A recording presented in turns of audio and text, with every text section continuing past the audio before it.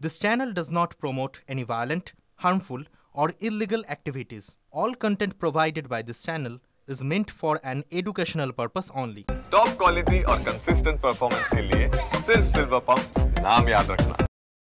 মার্কিন প্রেসিডেন্ট নির্বাচনের সময় ডোনাল্ড ট্রাম্পের সঙ্গে দারুণ সখ্যতা, তারপর হঠাৎই বিরোধ। আভাস মিলেছিল সেই সময়। জল্পনা সত্যি করে নিজের রাজনৈতিক ক্যারিয়ার শুরু করলেন বিশ্বের সবথেকে ধনী ব্যক্তি ইলন মাস্ক। ঘোষণা করলেন নিজের রাজনৈতিক দল আমেরিকা পার্টির।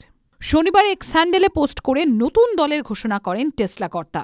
লেখেন, আজ আমেরিকা পার্টি তৈরি হল আপনাদের স্বাধীনতা ফিরিয়ে দিতে। আমরা একদল রাজনৈতিক সিস্টেমে থাকি, এটা গণতন্ত্র নয়। আরেকটি পোস্টে নিজের পরবর্তী পরিকল্পনা সম্পর্কেও জানান। লেখেন, স্পার্টানদেরকেও হারাতে পারে না। এই বিশ্বাস যেমনভাবে ভেঙেছিল, আমরাও সেভাবে এক দলের সিস্টেম ভাঙব। যুদ্ধক্ষেত্রের ঠিক জায়গায় আমাদের নিশানা। প্রসঙ্গত ৪ জুলাই আমেরিকার স্বাধীনতা দিবসের দিনে ইলন মাস্ক এক্স হ্যান্ডেলে জনগণের মতামত নিতে পোস্ট করেছিলেন। স্বাধীনতা দিবস একদম সঠিক সময় আপনাদের প্রশ্ন করার যে আপনারা কি দুই দল, কেউ কেউ বললেন এক দল, সিস্টেম থেকে মুক্তি পেতে চান?